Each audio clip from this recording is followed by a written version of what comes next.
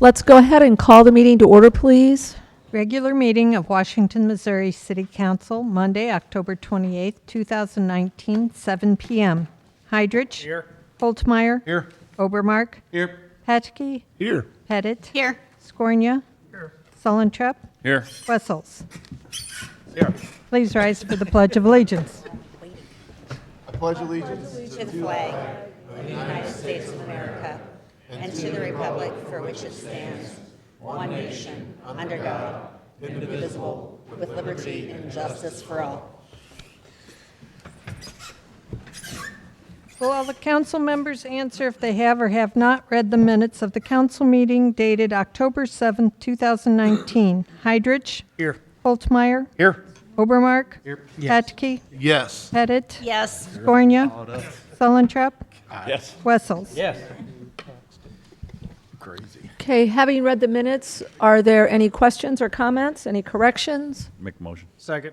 Okay, we have a motion by Sullentrup, seconded by Heidrich, to approve the minutes from our last meeting dated October 7, 2019. All those in favor signify by saying aye. Aye. Opposed? By your vote, you approve the minutes. Thank you. Approval and adjustment of agenda, including consent agenda. You have the City Collector's Report Summary for July 2019, City Investment Report Summary for July 2019, and a liquor license application for Custard Pie LLC doing business as Cowan's Restaurant. Are there any questions or comments regarding the items on the consent agenda? I'll make a motion. Second. Okay, we have a motion by Patke, seconded by Holtmeyer, to approve the items on the consent agenda. All those in favor signify by saying aye. Aye. Opposed? By your vote, you approve the items. Thank you. Priority items, mayor's presentations, appointments, and reappointments. Police Department reappointments. Evening, Council. Several reappointments for you today. Would Officer Greg Garrett step forward, please? Officer Casey Hill. Officer Charlie Shear. And Officer Paul Pfeiffer. All these officers are up for reappointment. Officer Garrett's our SRO at the high school. He's doing a fantastic job, and everyone's very happy with what he does there. Casey Hill has been, they've all been with us for a while except Charlie. This is his year anniversary. Casey was an SRO and he's back on the road, but he is a overlay position, which means we're grooming him for future command if he should decide to go that way. Paul retired from us and loved us so much, and we loved him so much that we got him back. And Charlie, as I said, has been with us a year, and he is doing great. Our citizens, and I know I am very proud of each and every one of these individuals, and they are wonderful and great officers. So I request you approve their appointment. It's good to see you all tonight. Thank you for being here. So, anyway, and Charlie, this is your first time to be appointed for 1 year now. Well, big deal. So anyway. I'll make a motion for approval. Second. Okay, we have a motion by Patke, seconded by Heidrich, to approve the reappointments of Patrol Officer Greg Garrett, Patrol Officer Casey Hill, Patrol Officer Charles Shear, and Patrol Officer Paul Pfeiffer. All those in favor signify by saying aye. Aye. Opposed? By your vote, you approve the reappointments. Thank you. Hey, guys, be safe. Thank you.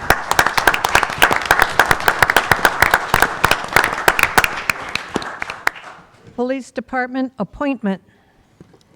Now I have a recommendation for an appointment for a full-time officer. Nolan Crawford, would you step forward? Nolan is currently reserve officer with the police department. He was in our last hiring process, and Eric Dobelman beat him out. Of course, Eric was with us in the past, and he had a lot more experience than Nolan does. But Nolan brings us a lot of experience.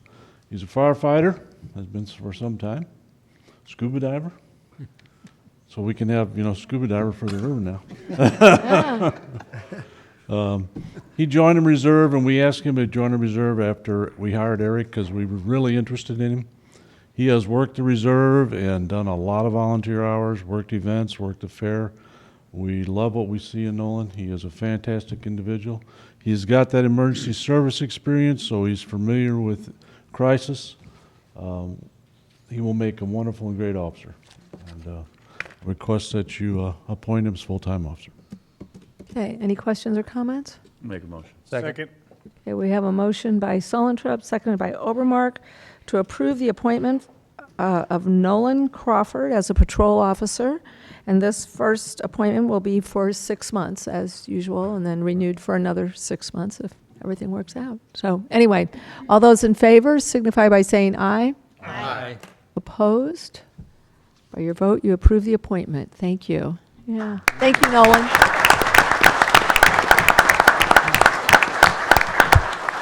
So you got your mandatory 10-minute speech ready, right? Nolan, I'm glad this worked out. So anyway, I'm glad this worked out. Thank you. Chief, just curiosity, are we up to snuff on enough police officers now, or need another one more? One more, we give conditional hire. He's got to graduate from the academy.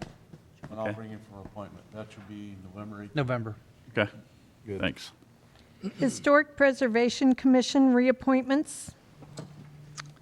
Okay, we have, excuse me, we have 2 reappointments to the Historic Preservation Commission. That would be Jamie Holtmeyer and Danielle Grodeweel. Both of those terms are ending in August of 2024. We've spoke with both of them. They were interested in continuing to serve. So, I'll make a motion. Second. okay, we have a motion by Holtmeyer, seconded by Pettit, to approve the reappointments of Jamie Holtmeyer and Danielle Grodeweel to the Washington Historic Preservation Commission. All those in favor signify by saying aye. Aye. Opposed? By your vote, you approve the reappointments. Thank you. IDA appointments.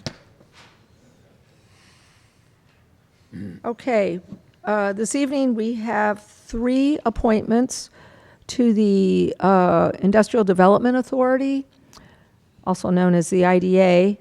So those would be, this is when we go out for bonding and things? Correct, for industrial revenue bonds. Industrial revenue bonds, so they don't meet very often. They have an annual meeting and then as needed.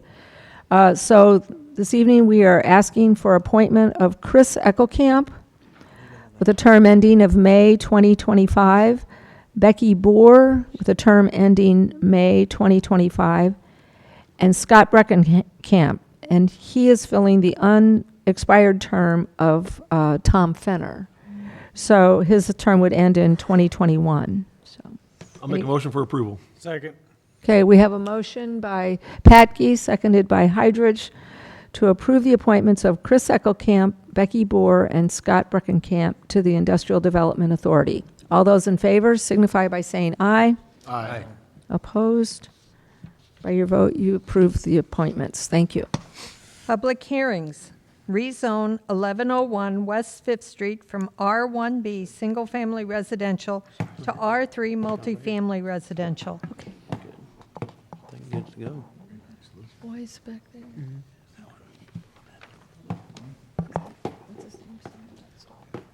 Good evening. Yes, this is the first of a couple zoning items we have tonight.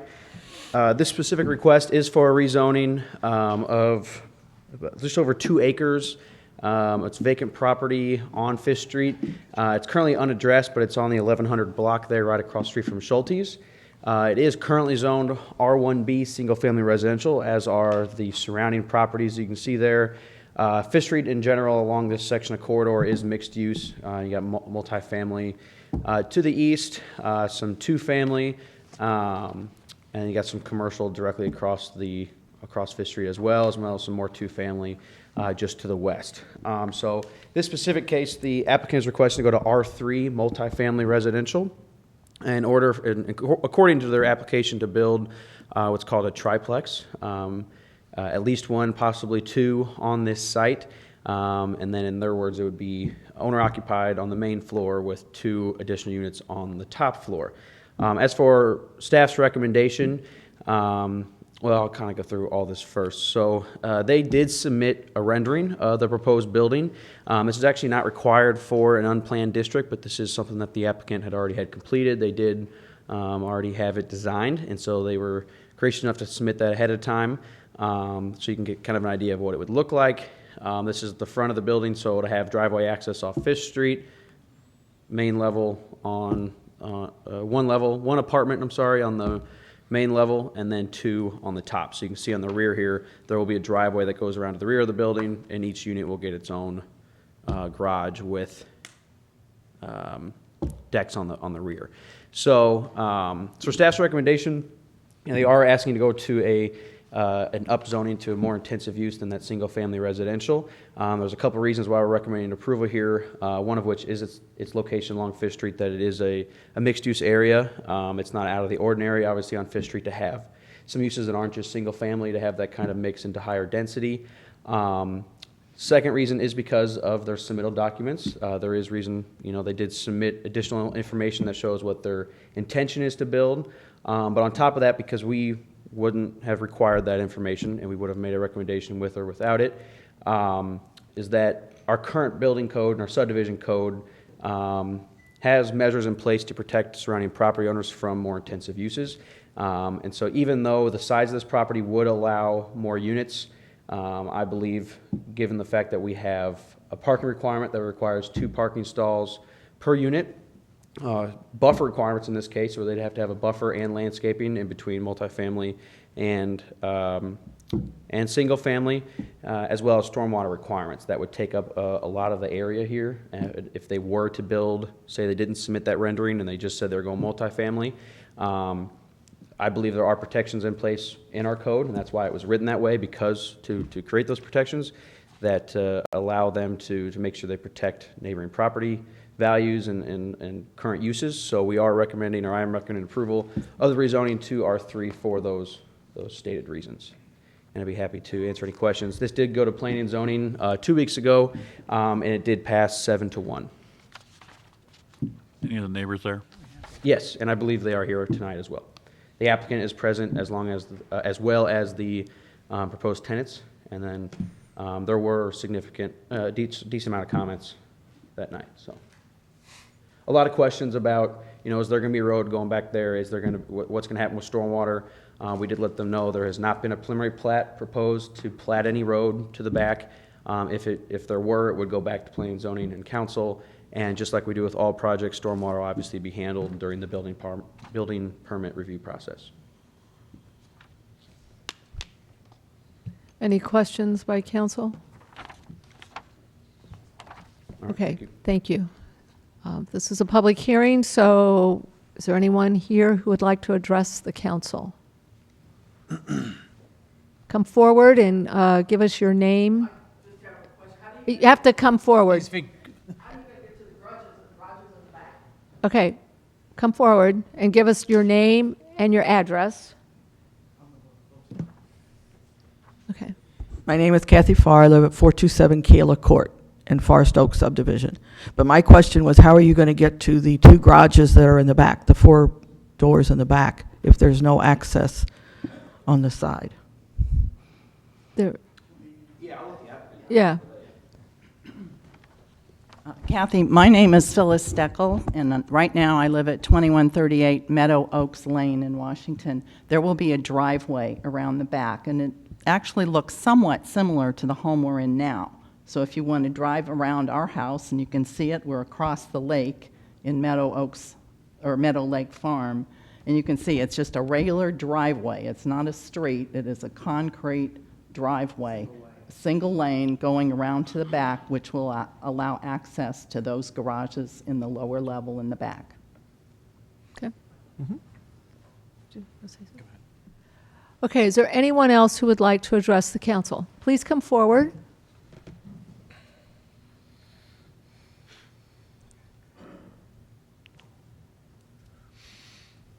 Hi,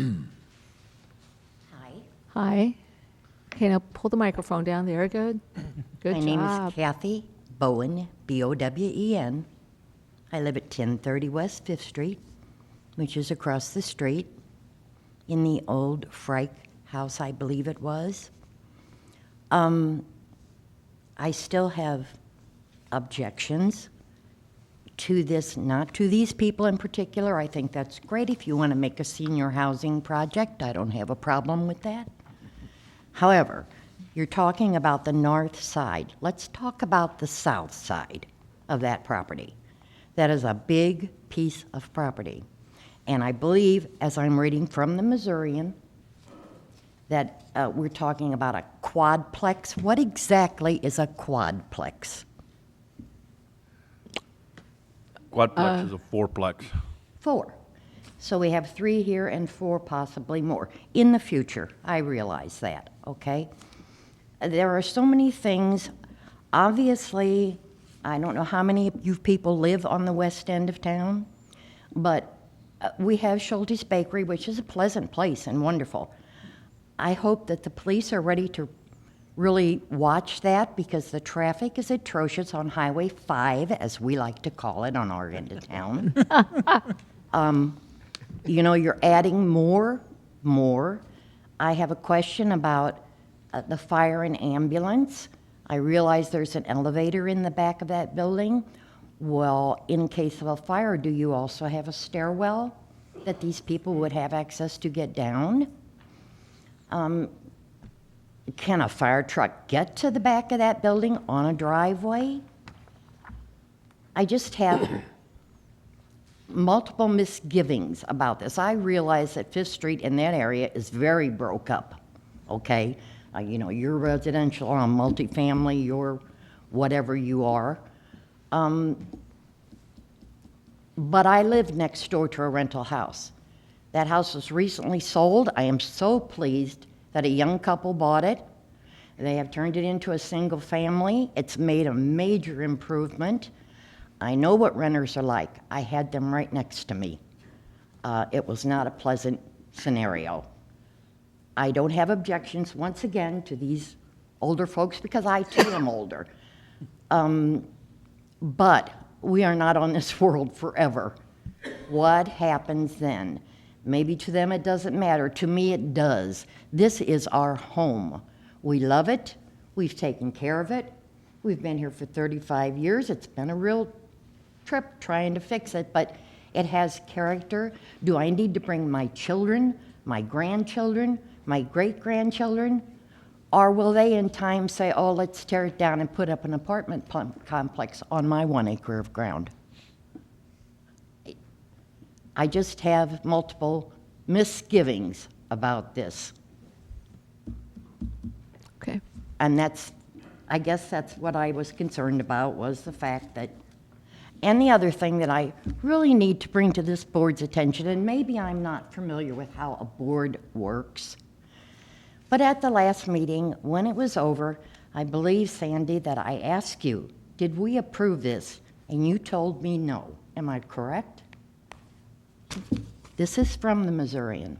We approved it at the meeting. I don't remember saying, The Planning and Zoning Board What? makes recommendations.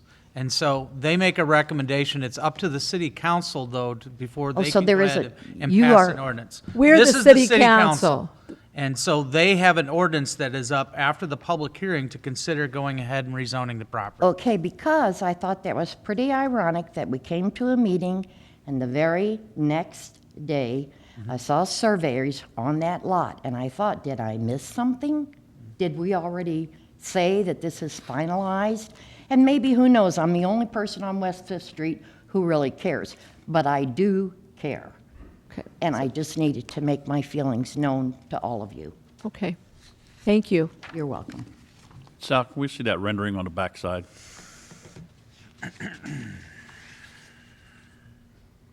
Hold on.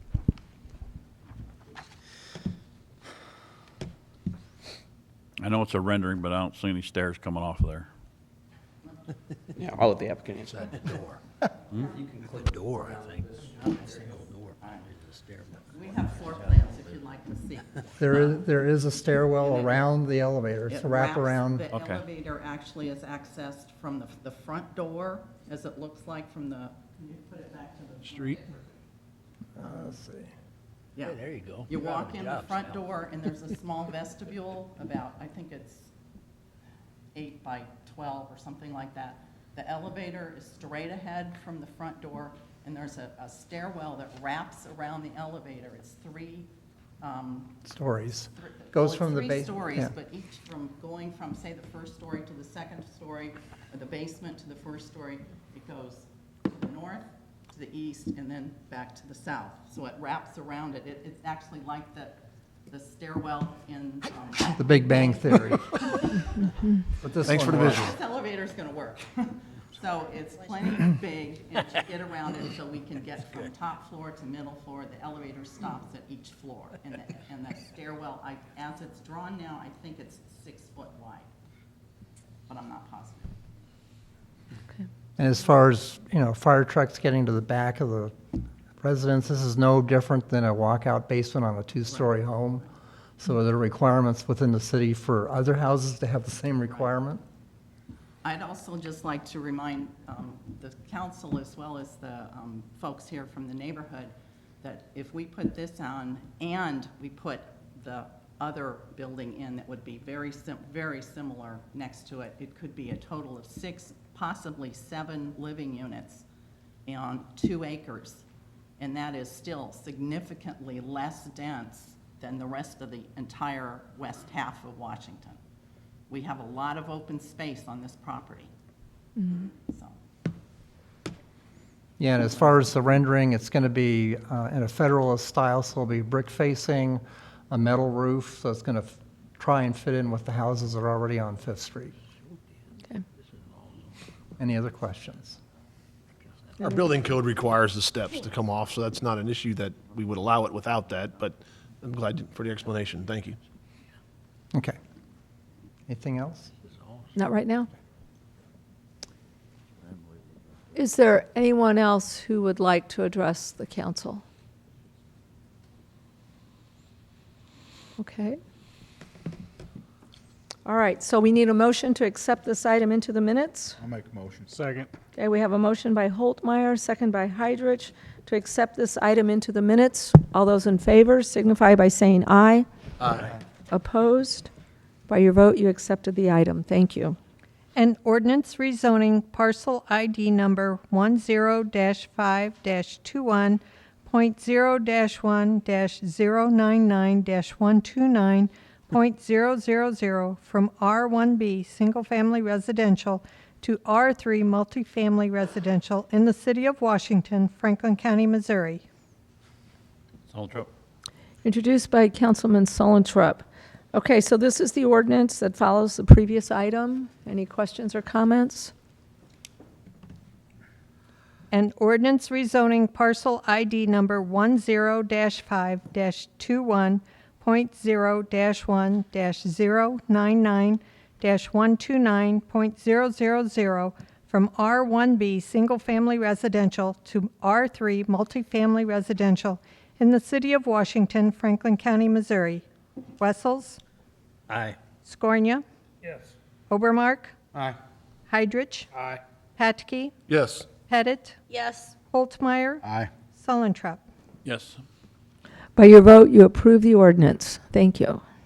Rezone 806 through 814 Front Street from C1 General Commercial to R1B Single Family Residential. Sticks out there. All right, our second rezoning request tonight is actually for 3 parcels down on West Front Street and West Main Street. As you guys, I'm sure, are all aware, this was originally rezoned from single-family residential to C1 light commercial for a redevelopment for the train museum, I believe 2012. Obviously, that development never took place here, went to another location, but the property was rezoned prior to, so it did not revert back. It remained as approved to the light commercial. And so the applicant has, there's actually 2 applicants, one owner on the corner lot here on the vacant home, and that same property owner owns the large lot here, and then there's a different owner on the middle house, and they both have signed the application, essentially bringing it back into conformance since one of those homes is actually still operated as a single-family home. So given the fact that it is bringing it back into conformance, it's going back to the use that it was beforehand. Obviously, there's residential all around there. We did recommend to the applicant that they go R1B single-family residential. These actually were not all zoned. Some of them were R2, some of them were R1, R1B, and they have iterated that they're going to utilize it as single-family, not as any type of duplex or upstairs unit. Given the lot size, it's a little tight there for them to do multiple units. So just to make it cleaner, they're going to request all three to be single-family residential. And we have recommended approval. Planning and zoning did vote unanimously to approve this 2 weeks ago. And then later on your agenda tonight, they have requested a preliminary plat on this larger lot that will review that as well, And final plat. in final plat. Okay, any comments or questions? The applicant did call me and said they were going to be stuck in St. Louis. I didn't see him make it in time, so just wanted to let you know that he asked me to let you all know he couldn't make it. One of them's here. Is it? Okay. Hadley, right? Just for the record, so the board knows, this property was zoned single-family residential up until, I can't remember the Bless time you. frame, but it was about the time when the train museum was looking for a place to go ahead and locate. And at that time, they were looking at that entire block. And so at that time, they requested it to be rezoned to commercial. The city did zone it commercial at that time. And so that's how it's sat ever since that. And obviously, they picked a different location up there on High Street and 100. None of the rest of them are concerned about it. You really don't have, no, I would, well, obviously, the answer to that would be whatever comments he received, but we have not heard any. Yeah, we didn't receive any comments really at planning and zoning. Or actually, I think someone was a little bit confused. They may have thought they were still residential. It would probably be nice just to get all of it that's existing residential back into R1B, but we can't force them to. They have to sign the application in order to do that, so.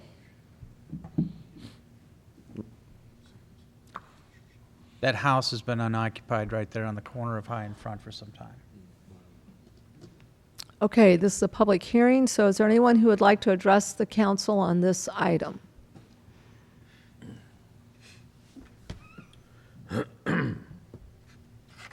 Okay. Any other questions by council members? Make a motion to accept in the minutes?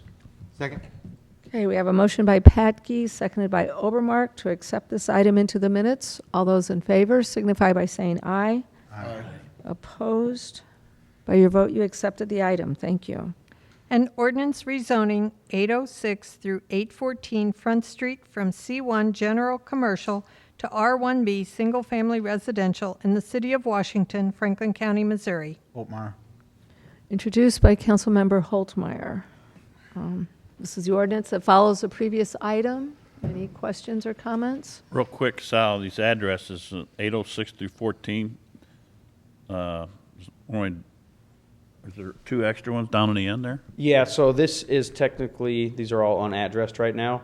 Okay. I think this is 816, I believe. So We'll officially readdress all of them whenever we get building permits, and they add the 3 additional homes there. Okay.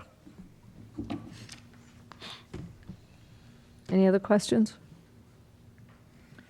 An ordinance rezoning 806 through 814 Front Street from C1 General Commercial to R1B Single Family Residential in the City of Washington, Franklin County, Missouri.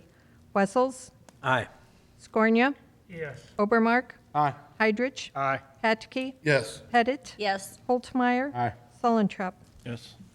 By your vote, you approve the ordinance. Thank you. Special use permit, vacation rental dwelling, 8 West 10th Street. All right, this is another request for a short-term lodging, less than 30-day stay, most commonly known as Airbnb is how we're continuing to see these be advertised here locally. This one is a little bit different where the applicant is the owner of this building here. There are 12 units there. And then to open themselves up to some flexibility to be able to accept long-term and short-term tenants. They would like to get the whole building approved for this short-term lodging. When these are approved, it does go with the property. So what they would have to do is as they get each individual apartment, each individual apartment inspected, they'll have to make sure that apartment is registered and are not only registered under the bed tax, but also inspected for exit lights and the fire extinguishers to be shown.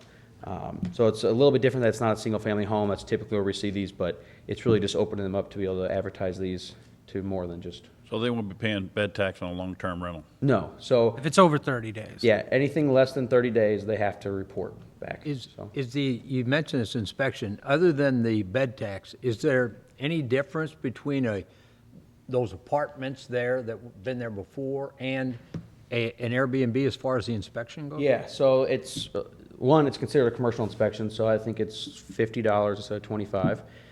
And in the actual inspection itself, they have to have exit lights up. In case for people who aren't familiar with that, just staying for one weekend, as well as a fire extinguisher has to be out visibly on a wall. And those are not required Not for required, long-term. normal rental? Okay. Yep, Thank you. so. Sal, you said she only owns the one building, but the whole parcel will be, can you So clarify? she owns the 12 units In that, in yeah. here, yes. East. Yeah, and so.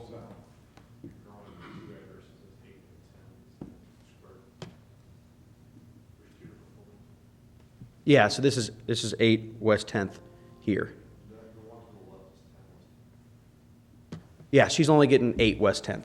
one Oh, with okay. the brown roof. So, yeah, I apologize, it'll be by address, the special, address, yeah, the special okay. use permit will be. Thank you. When I said, yeah, when it runs with the property, even if she were to sell the building itself, not the parcel, Right. that the new owner could still utilize this. Okay. Any other questions or comments? All right, thank you. Okay, is there anyone here who would like to address the council on this item?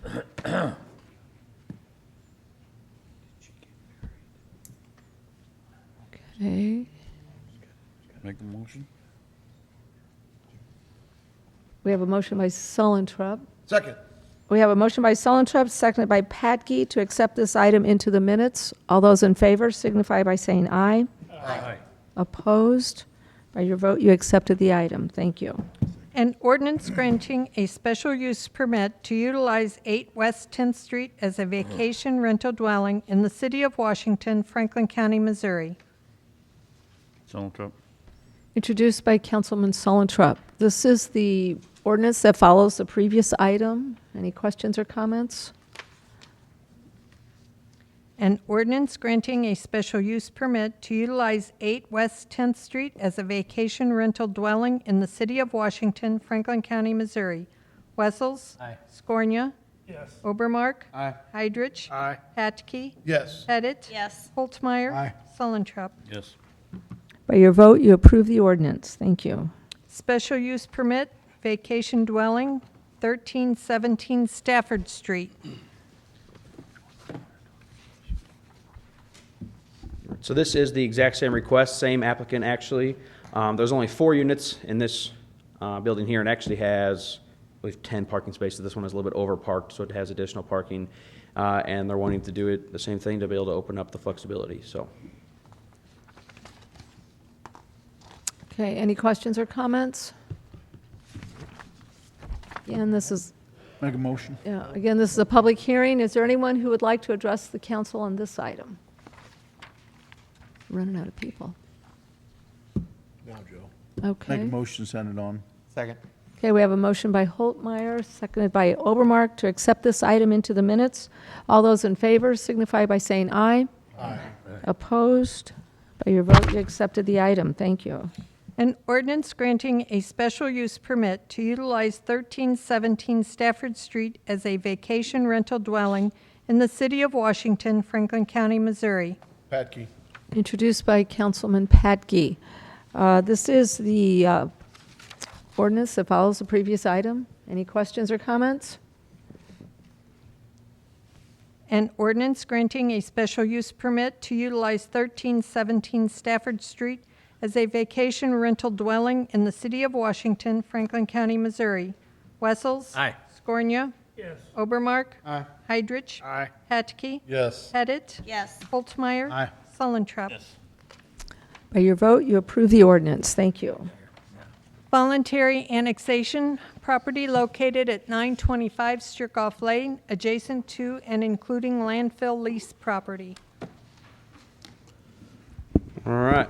This is a simple voluntary annexation request that you guys are probably all aware of, as it involves our landfill. I drew this on here, so this is not official in any capacity, but the best I could do to kind of see where we're looking to annex in. That actually is where our waste station is now, and I believe this is just for future use if we need a transfer station, correct? Yeah, correct. If you all recall, we do have an option on approximately 10 acres of property to purchase just to the south of the existing landfill. This would incorporate that for future use, whether that would be a transfer station or any other expansion of a potential landfill. So we don't know what that looks like as this time, as I spoke with you earlier at the Solid Waste Forum, but this does get that land essentially ready to go for that future use. And so, just a reminder, with annexations, we have to have the public hearing, wait 15 days before we can have an ordinance. So the ordinance it will be at your second meeting in November, and at that time, there will also be a preliminary plat to turn these 3 parcels and create a new parcel here, just a fair warning. So once the ordinance for annexation is done, we will actually not only annex that property in, but include it into one of the other parcels. So, Can you go back to the previous map? The big section there, was already in the city limits, or does not, yes, correct? this is. Yes. And the that lower is a- section Yes. Yeah. is pending? Can you tell me what's in the city limits now, or what's? So you can only the see triangles these over- this darker line. Right. Everything on the inside of here. This So is the only inside. thing you're getting is what he's got hashed up Yeah. there. That's Okay. what tonight is, All right. 1.5. I think we realized that throughout the process of exercising the option, Correct. that this piece was not included within the city limits, and so we wanted to clean this up. Okay. So it's the first step in moving forth with acquiring them. Okay, sorry, go to Yep. the one with the blue boxes. Yes. So those There's are a the, long rectangle, is that in the city limits? Because No. we're, This is not in the redundant. city limits. I just highlighted it because this is the slides from planning and zoning. All That right. parcel is going to go away. that's the map I see on mine, that's why I was Okay. asking, Yeah. we're redundant, and we're doing it again, so, thank you. Any other questions or comments? Make a motion to send it on. It's a public hearing, I think. Oh, sorry. This is a Okay, hold on, it's a public hearing. Hold on to that, and we'll do that again, okay? So, item I, is there anyone who would like to address the council on this item? We're losing people out there. Okay. I make that motion now. Okay, we have a motion by Holtmeyer, seconded by Scornia to accept this item into the minutes. All those in favor signify by saying aye. Aye. Opposed? By your vote, you accepted the item. Thank you. Citizens' comments. Okay, is there anyone here who would like to address the council on any item that is not on the agenda? Okay, Reported department heads. Yeah, I'll just give you a quick update on the Meadowlark, Duncan, and Lafayette Street project. Meadowlark and Duncan were milled today, asphalt milled today, and they're expecting to get both roads paved tomorrow. So that should be completing that portion.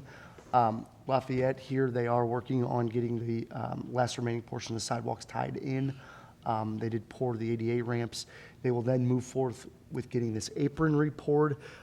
There was a stormwater pipe that was underneath the road that we did not initially look to remove and replace. However, once it was uncovered, there was a lot of stress cracks in the clay pipe, so we made a decision to remove it and replace it. So that's what's taken a little longer than I would have anticipated. Once that's done, they'll patch everything with asphalt, and we're doing pretty well as far as getting that closed up. And I believe in addition to, and I know Wayne's not here, but the street department is moving forth with paving the dog park first part of next week. So that'll get that taken care of. Pending weather. Snow. Ordinances and resolutions. An ordinance authorizing and directing the execution of a farm lease by and between the City of Washington, Missouri and Regal Dairy Farm, Inc. Patke. introduced by Councilman Patke. I'd like to go ahead and start by just first doing a follow-up for the general public. We did make a recommendation to you Friday afternoon with regards to this lease that would alter this from a 1-year lease to a 5-year lease that would terminate then on October 31st, 2024 at the $125 an acre, which is what the bid that we received. Staff would still recommend that you not put, and this is not in here, if you wish it to be added, that's something for you as a council to go ahead and add if you would like to keep the first right of refusal in there. The reason why we changed our recommendation on the time frame was after discussion with regards to Mr. Regal and the fact of how the first right of refusal came in. A lot of that had to do with the settlement agreement of when the city acquired the property at that time.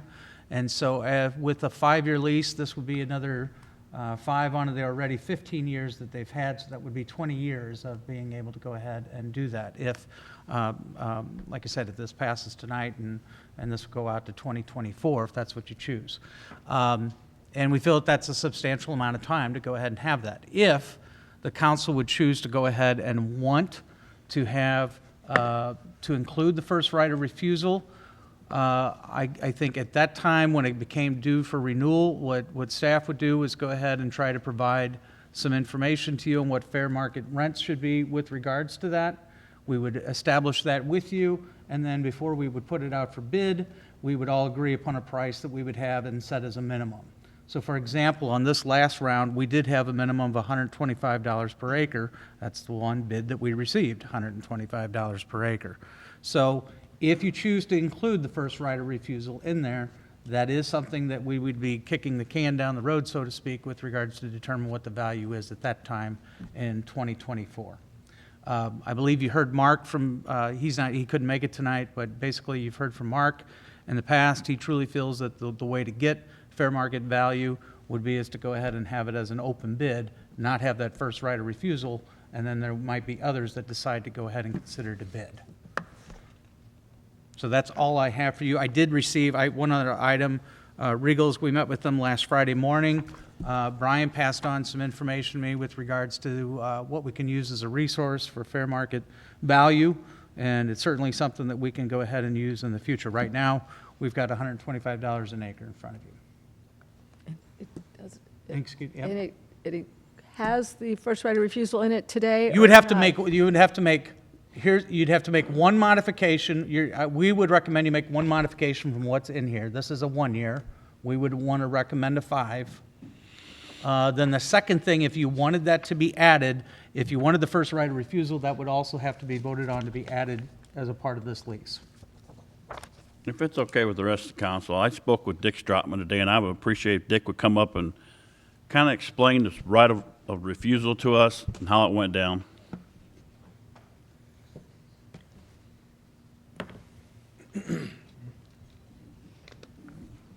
You're really taxing an old man's memory. You're still here, you know. It's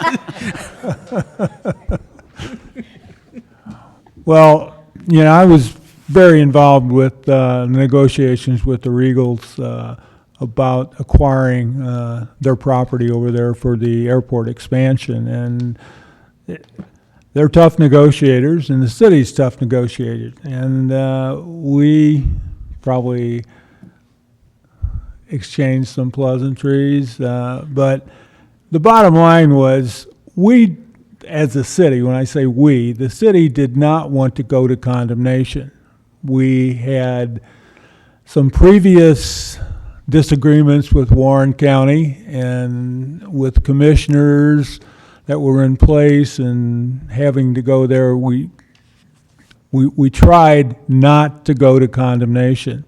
So when we got into the discussion, one of the things I told the Regals is that if you don't agree to settle outside of condemnation, we're going to make sure that you do not get to farm that ground, because we're not going into an adversary relationship with you after you take us to condemnation. And I think that brought the Regals to the table, and we promised that they could farm that ground as long as they met the best bid. Basically, we gave them the right of first refusal. Now, we didn't write it down. It was a handshake agreement. But my intentions when we made that agreement was it was going to be there in perpetuity until the Regals, for whatever reason, decided they didn't want to farm that ground anymore, and then it would go away. But John asked me that question, and I told him that's what I thought we had agreed to, and I still to this day think that's what we agreed to. But it was a handshake agreement. It was not written down. And I think that agreement of right of first refusal brought the Regals to the negotiating table, and we avoided condemnation. Now, how much that's worth, what the judgment would have been, who knows? But again, the city did give the Regals their word, the city's word, that they would have the right of first refusal. But again, it's not written down, and it's up to the council to make that decision, whether they want to continue with the right of first refusal or whether they want to go in a different direction. But that's the best I can do with my feeble memory. Anybody have any specific questions about the negotiations? So, Mayor, you felt at the time, you understood at the time that that was something that would go on forever. That's the way I felt, because that's what, we never talked about a time limit. We never said you can have it for 5 years, you can have it for 10 years, you can have it for 15 years.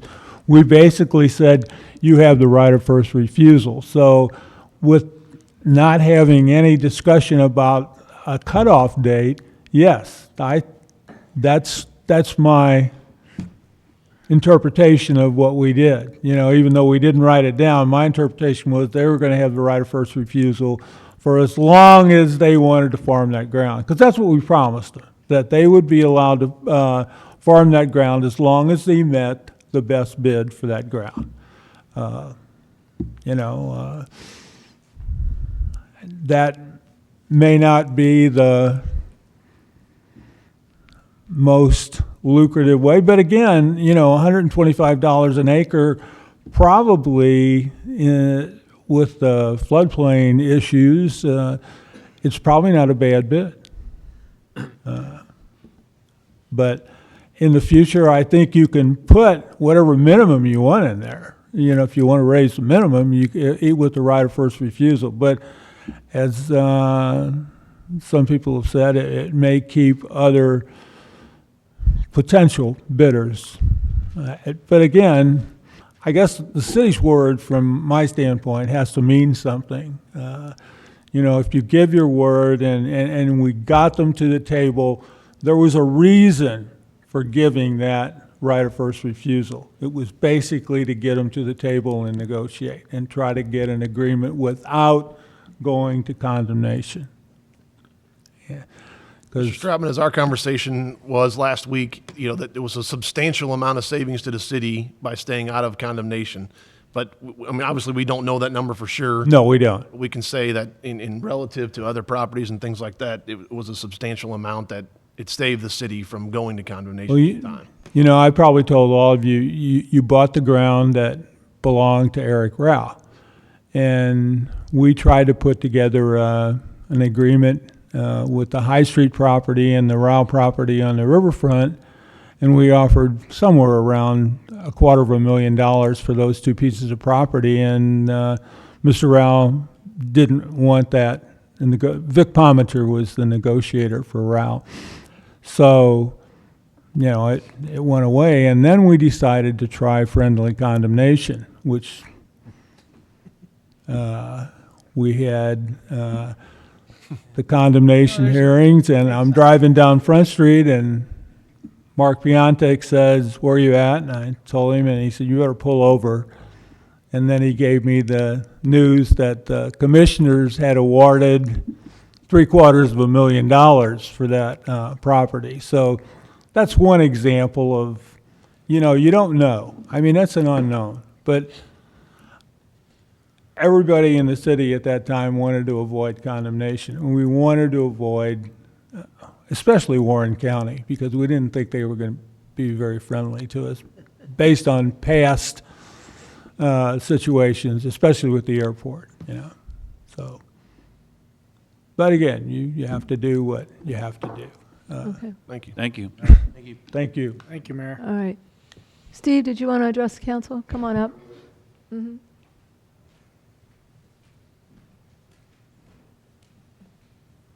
Steve Kinzel representing the Regals. I'm not going to talk about legalities tonight. You might think that a lawyer comes up here, he's going to talk about legalities, but Mark's not here and that wouldn't be proper. I'd like to point out a couple of things. It looks to me like you got where you're at here because somebody thought that there was a bad deal made at the $125 an acre and decided that, hey, you know, we need to revisit that. Today, I had Brian Regal did a little research. I don't have enough for everybody, but if you don't mind sharing. 17. I have that electronic. You want us to pass those on for you, or you? Okay. I can share one. I've got it. You can keep that. There's two, those are two separate things. Thank you. 2 different years. 2 different years. Okay. So this is put out by the United States Department of Agriculture for every county in the state, and it's the cash rent paid per acre for non-irrigated cropland, which is what this is. And in 2017, you know, the amount was $94.50 an acre, and in 2019 it was $113 an acre. So it's not exactly like the city had a bad deal going these past 5 years. In fact, the city had a better than average deal at the 125. And probably what nobody realizes in that agreement is the fact that the entire risk of flooding is on the tenant. And last year, 100 acres of the 240 was not able to be planted. So it wasn't exactly like the Regals made out and cut a fat hog here on this deal. In fact, they were paying over market for the past 5 years. And quite honestly, the 125 minimum bid may well have been why you did not get any other bids, is because you started out higher than what the average was in the county. Now, you could argue that maybe it ought to be more, maybe it ought to be less, but when you've got ground that floods every few years, like it or not, it's pretty hard to say that you ought to constantly be above average. So I think there was an assumption that this, and I know Mark has stated that, you know, this right of first refusal is what chilled bidding, but here's the figures. What may have chilled the bidding is the fact that you started out way too high and nobody came to the table. So I know one of the things, I guess maybe Brian suggested this afternoon, or maybe it was suggested by Darren, is, you know, tie the right of first refusal to a standard like this, kind of like people tie things to the prime rate of interest on a loan and points above or points below or something like that, in which case, you know, the city would have a comfort level that what the bid is going to be is an average, or maybe it's a blended average over the past 5 years, or maybe it's a trending up or trending down average, but certainly you could tie it to a standard like this. And so, you know, that's the first point I want to make, is that I think there was a misconception, maybe for lack of information before the last meeting, you know, that the city got a bad deal, and I think at the end of the day, particularly with 100 acres flooded, the city got a good deal. Second of all, I kind of want to parrot a little bit about what Dick said, and I didn't know what he was going to say, other than he made the comment to me right before the meeting that the right of first refusal was the term that turned the deal. It made the deal. And that is a significant factor here, but more importantly, I was raised by a guy who said when you shake a man's hand, you better stand behind that handshake. And I suspect that most of you were raised by parents that had something similar to that, or your word is your bond. The first day that I clerked for L.B. Eckelkamp Jr., I'll never forget, I'm driving to the courthouse, and he said, "Now I'm going to tell you one more thing." He said, "If you in this business give somebody your word, don't you ever go back on it. And I don't care what you put in writing, but don't you ever go back on something you tell somebody verbally." Now that's odd coming from a lawyer who makes his business putting things in writing, but unfortunately, it's kind of a sign of our times that a handshake doesn't mean as much as it used to. But what's the message that you all are going to send to the community and send to the young people in our community if the city council won't stand behind the word of their mayor and the word of their council when this deal was made? You know, what is our world coming to when our government won't stand behind its word?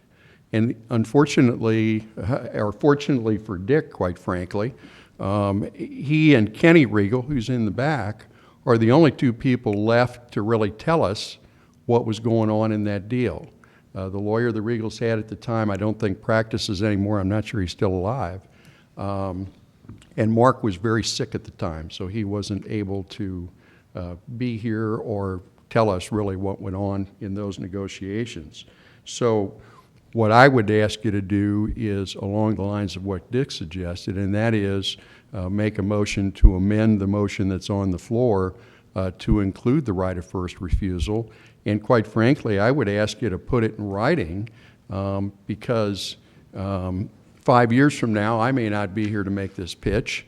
And, you know, we've got the few people, the two that were in the negotiations here tonight, but anybody can get hit by a bus and not be able to stand before the council down the road. So I would ask that we reduce to writing. You know, Dick just told you maybe we should have put it in writing. I'm sorry we didn't, you know, but it was the deal. And down the road, and it was a deal to go on as long as these guys wanted to farm the land, I would ask you to make a motion to actually reduce it to writing so that we're not up here every 5 years, and maybe we'll be lucky enough that some of you are still around in 5 years to remember this discussion. But it's a risk we have. It should have been put in writing at the time, no question about that. But at the last hour when negotiations are going on, sometimes it gets pretty crazy, particularly if it's right before somebody's headed to the courthouse or something like that. And unfortunately, it happens. And in my business, I'm lucky enough to have to deal with guys like Mark Biontech that if we make a deal and somebody forgets to put it in writing and reminds somebody even after the judge has entered an order, then we amend the order and put it in there because whether it's good for me or bad for me, if that's part of the deal, that's part of the deal. And I would ask you to consider going to that length so we don't have this every 5 years. Thank you. Okay, anyone have any questions of Steve? Okay, thanks, Steve. Was there anyone else who wanted to address the council? Kenny?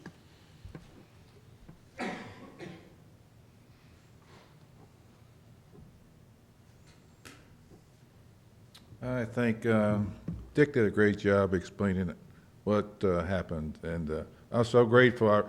Wasn't just last week. I reached out to him. I said, all I can do is call him and say. He says it's your problem, or to my surprise, he said I'll help you.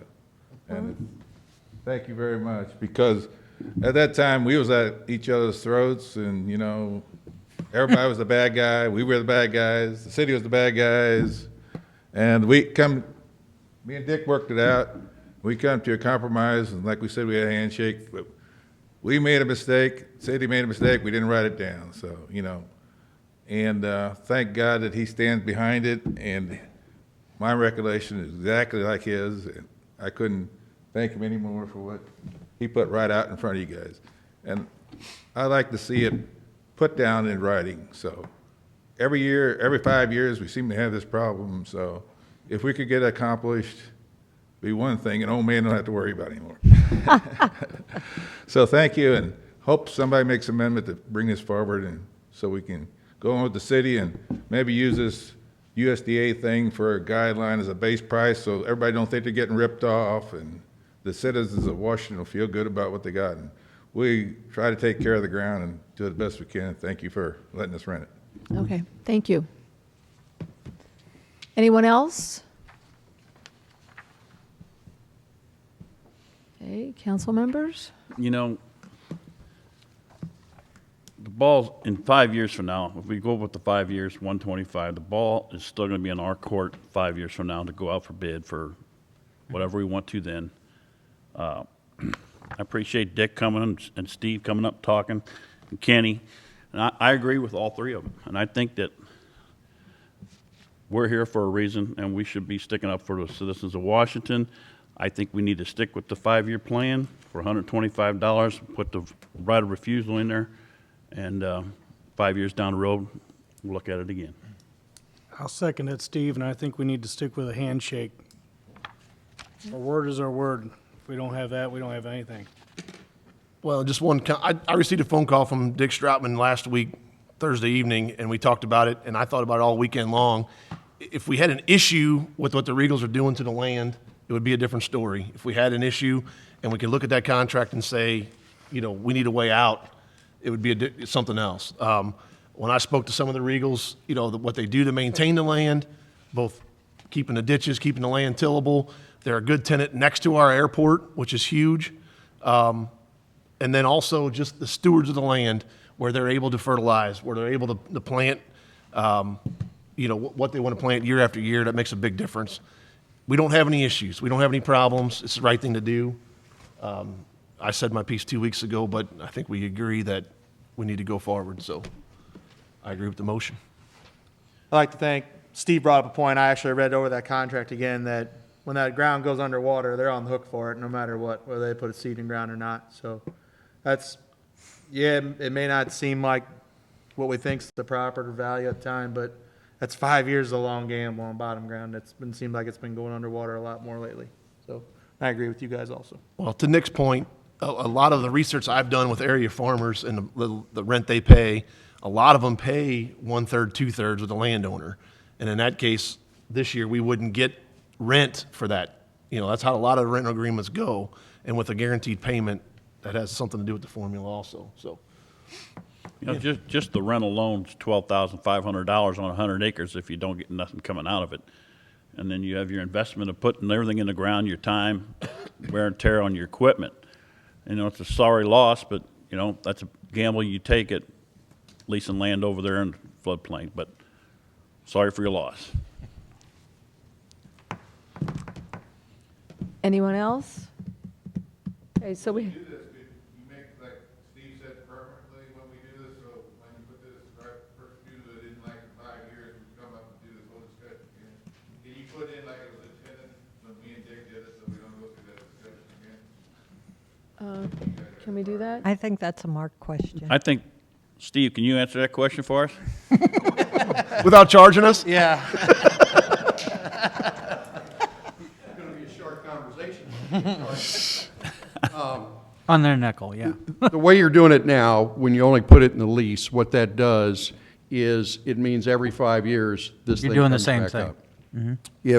If what we're really asking for is to reduce it to a recorded document so that there is no question, every 5 years, it's the right of first refusal, until such time as they want to abandon the land, or the city could expand the airport one of these days, and, you know. Or someone else bid more than them and they don't match the bid, was what happened 2 weeks ago with the other Exactly. parcel. So what it would take to make it permanent is to actually record, just like you record a warranty deed, you record the right of first refusal with those terms in it. And that's different than just putting it in the lease. The lease only goes to the next one. That's correct. Every 5 years, you have this same discussion. So that's what Kenny's asking, and that's what I was asking, is to make it a recorded document so that it is permanent. It's subject to those triggers as to when it goes out. I was going to say, if we did that, if this council did that, could a future council then change that? No, no. Once it's a recorded document. Once it's recorded, yes, that's That's what you're it. saying, no. So then it would be in there all the time, and they wouldn't have the debate in 5 years Right. or in 10 So years. say Regal lost a lease to it, somebody else got it, would they have the right of refusal to go to them? No. Just to the Regals? It just only goes to them. Okay. Which quite honestly, now I'll shift to the other hat, to your side. They negotiated it. It was part of this deal for the land. That doesn't get passed on to somebody else. It's them, their company. So. You can approve the ordinance with the changes that you want in it tonight. And then if you want to request us to take a look at a more permanent thing, we can do that at a later date as a secondary thing. Well, you can also make the ordinance that the right of first refusal be made recorded and permanent, subject to drafting by the city attorney, and he and I will get together and see if we can't come up with that language. I make that motion. Comment, though. Wait a I minute, have wait a question minute, or wait a minute. comment. You got a motion on the floor. I'm not necessarily opposed to this, but it's in direct opposition to our legal counsel. And he's not here. So I'd be very reluctant to make that motion or to pass that without counsel. So I'm, again, not necessarily opposed to it. Talking to Mr. Stratman and myself, I'm not opposed to that, but he very clearly articulated at our last meeting that was a terrible way to do business on behalf of our taxpayers. But he wasn't saying it was against the law. What he was saying No, was, I'm not suggesting he said from that. a business point of view, that wouldn't be good. And we So- are elected to represent our taxpayers. So I'm not, again, I don't want to be, don't hear me say I'm opposed to it. I don't think it is in our best interest or the best interest of the people that we represent to make that amendment tonight. I say we can pass it forward and recommend that they come back with more information, but I would be reluctant to vote in favor of that. I will remind you, it'll be a short week. You've got another council meeting this coming Monday night. And I can certainly pass it along to Mark. I understood Mark as saying 2 weeks ago that we legally don't have to accept that because it wasn't in any binding document. Correct. I'd spoken saying that morally we should, but that was Mark's recommendation was that we don't legally have to. But no, I didn't take it as though he said don't do it. I took it as though he said you don't have to. I think he said on record, it's the absolute worst decision a landowner can make. Coming from a real estate person. A real estate. Absolutely, and that's why I'm saying, again, I'm not opposed. But what you have to bear in mind there is it was in fact a negotiated term of the deal. And now, unless you want to reopen the whole deal and reanalyze the whole deal and why the council and the mayor at that time made it, so it isn't really an issue of now, 15 years later, somebody says, we made a bad deal, we don't want to do it anymore. The question that I would put to you is, do you want to stand behind the deal that your mayor at the time and council at that time made? What Mark's telling you is not whether it was, he might think it was a bad deal, but remember this, that was a big deal. There was an issue as to how much acreage the city really needed for the airport. Obviously, they didn't need the extra 240 acres. There was an issue over the pricing and the risk of going to court, and whether that's a good deal or a bad deal, in hindsight, it's still not a bad deal. But the fact of the matter remains, it was the deal. And I think that's what Dick is bringing to you is it was a perpetuity deal subject to somebody wanting out of it, city using the land for the airport and that sort of thing. So I don't think the issue next week is this a good deal or a bad deal? I think the issue before you tonight is, are you going to stand behind the previous mayor and council that made the deal in the middle of negotiations over the land? I mean, when you want to talk about the risk of litigation, ask Sandy about her reaction when the jury came back with the Kraft verdict that I tried against the city. And at that time she said, I wish you'd have come to me first before we had to find out what happened in a courtroom. So when you talk about, an offer of $125,000 and a jury verdict of $1.2 million, that's the kind of stuff that can happen in a courtroom, and quite frankly, was probably the right decision. But you can't sit here and second guess, at least I don't think you can. If your mayor said, we made a deal, and he shakes your hand, is it really something that you ought to revisit now? And I would ask you to stand behind the motion that Steve made, that it be a perpetuity deal, that it be reduced to writing and recorded, and that Mark and I work through that language. We deferred this conversation for 2 weeks, and I believe arrived at a better recommendation with the 5 years, $125. 1 week might help us arrive at a better resolution here. Again, not suggesting otherwise. I believe in standing behind your word. I would offer, how else do we know what else we forgot? How else do we know what wasn't written down? And so if we can come back here next Monday and reach that conclusion that says, yep, we absolutely want to include this first right of refusal in forever, then great, we'll feel good about it. But voting on it tonight, perhaps without all of the information, without all of the facts, without our legal counsel present, feels irresponsible to me. Well, there's been a motion made and second, so we've got to vote on it. That's just for the contract for the 5 years, No right? right of refusal. On this contract. With it being recorded and, No, that's why I want to make sure that that's very No. Barry, do you have it? The motion that was made was to amend the contract to 5 years, add first right of refusal, and that is what was seconded. correct. So that's what That needs, That's didn't what have you anything need to to do vote with on. recording it, correct. right? Right. Steve made a motion to amend it in accordance There with was no what- second, and we have a motion on the floor. By parliamentary procedure, we have You to. sure there wasn't a second? Not on No. that second No one. second. No, We all kind of chuckled, but I don't think that was a second, I mean, That's when we asked you to come up. But the motion was made and second. No, when I was up here, you said Yeah. you made the motion. I thought somebody made the not second that of that second motion. time, I don't think so. I don't, you didn't hear a Well, second? I did Not not that hear we a can't second. talk to Mark and add it again in you 5 can years. go, like I'm saying, you can do this as part two. And like, I think Gretchen does have some validity. You've got, yeah, and it's like, if that's what you as a council want to do, Mark will draft that up. And that's, I mean, that's not going to hinder anything that's going on between now and December 31st, 2024. Except what additional facts do you think you would find about the deal when you got the only two guys alive who were there? We didn't expect to find this. With all due respect. I mean, you've got the written settlement agreement that didn't have it in it, and you got the only two guys alive who were there. Well, we can pass the motion that was made, which is the 5 years, and we can, And the first right of refusal. and the first right of refusal, that's in there. And then we can talk to Mark, because basically what we're talking about is the recording in perpetuity. Which is won't come into effect. Which until really wouldn't next come into time. effect, and we can do that next week. How's that sound? Well, not good, but for us it does, huh? No. How does that sound? Well, I mean, I'd look for a second for Steve's motion, but if there's not, there's not. All right, I mean, are we all okay with that? Yeah. You guys? Got to vote on it. Yep.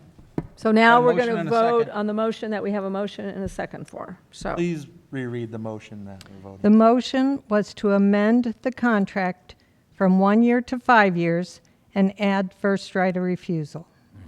At 125 an acre. Correct. That's not changed.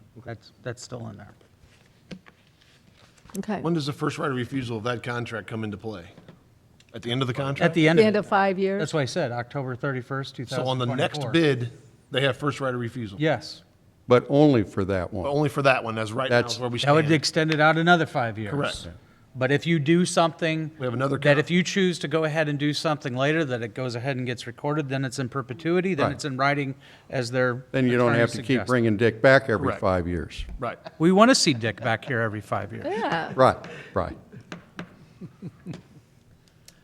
Then I would ask that you direct Mark to look into that, because obviously we're going to ask to have Right. it brought up then next week. Yeah, so we'll talk to him about looking into it. And, you know, we are meeting on a different Monday than we normally meet. We had. Was it next Monday? That's the question. No. Well, I next mean, Monday's the regular that's- meeting. Tonight, we're meeting. That's why Mark's not here, because normally we would have had this meeting last week. But there's definitely another meeting next week. And then there's another meeting next week on the Fourth. 4th. So a week from tonight. Okay, thank you, Steve. Okay, so we know what the motion is? You need a second? We already, We had a We have Fallen Trap that. and Hydrich. okay. So call the vote. Well, I need to vote on the motion first, and then we'll read the ordinance for a second time. And Okay, so we had a motion by Steve to By Mark. add the 5 years and add the first right of refusal, $125 an acre, and that was seconded by Mark. So all those in favor signify by saying aye. Aye. Opposed? Okay, so everyone's in favor, and now we'll read the ordinance and then we'll vote on that ordinance with those amendments. with those amendments. An ordinance authorizing and directing the execution of a farm lease by and between the City of Washington, Missouri and Regal Dairy, Inc. Wessels? Aye. Scornia? Yes. Obermark? Yes. Heidrich? Aye. Hatke? Yes. Pettit? Yes. Holtmeyer? Aye. Sullentrop? Yes. Okay, by your vote, you approve the ordinance. So then we'll talk to Mark, get his, and he will be here next week. You may have to come visit us one more time. But we're kind of getting used to seeing you, so it's okay. All right? We're on the road, okay? I hope you don't die. I'm not planning to. Devil will send you back anyway. We got you recorded. Okay, thank you all for being here. Thanks, guys. Thanks for coming forward. Steve, thanks. Dick, thank you. Thank you. An ordinance authorizing and directing the City of Washington to accept a proposal from Canon Solutions America for a new copier. Donald Trump. Introduced by Councilman Solentrup. This is a new copier for... budgeted item for the budget- fire department. For the fire department. They were waiting for the new budget. Yep, we were waiting. Okay. Any questions or comments? Okay. An ordinance authorizing and directing the City of Washington to accept the proposal from Canon Solutions America for a new copier. Wessels? Aye. Scornia? Yes. Obermark? Aye. Heidrich? Aye. Hatke? Yes. Pettit? Yes. Holtmeyer? Aye. Sullentrop? Yes. By your vote, you approve the ordinance. Thank you. An ordinance authorizing and directing the execution of a service agreement by and between the City of Washington, Missouri and Buzzcom Incorporated. Donald Trump. Introduced by Councilman Solentrup. Lisa? In your packet, you had the letter and the price given to us to upgrade. It is an upgrade to our communications recording equipment. This upgrade was caused primarily because of the Windows 10 that we're all being faced with this next year. The current recording equipment would no longer be maintained or anything if we were to have an issue. So this is simply an upgrade to our hardware and software. All of our licenses will just transfer straight over. So it is a budgeted item. Any questions or comments? Okay. An ordinance authorizing and directing the execution of a service agreement by and between the City of Washington, Missouri and Buzzcom Incorporated. Wessels? Aye. Scornia? Yes. Obermark? Yes. Heidrich? Aye. Hatke? Yes. Pettit? Yes. Holtmeyer? Aye. Sullentrop? Yes. By your vote, you approve the ordinance. Thank you. Thank you. Thanks, Lisa. An ordinance accepting the bid from Washington Electric, Inc. for the 2019 Decorative Street Light Project in the City of Washington, Franklin County, Missouri. Holtmeyer. Introduced by Councilman Holtmeyer. These are moving lights and adding more lights. Correct. This is part of the part of the TIF on Front Street. It would actually remove lights that are on Main Street down to Front Street and then install new lights. Removing lights from Main Street down to Front Street and installing new lights on Main Street to match the existing ones along the corridor. It's a budgeted item. Yay. Do we have some of those new lights that are being added elsewhere? We do. We Yes, have, we have the a- Washingtonian style is on Main Street. Okay. They're inconsistent now.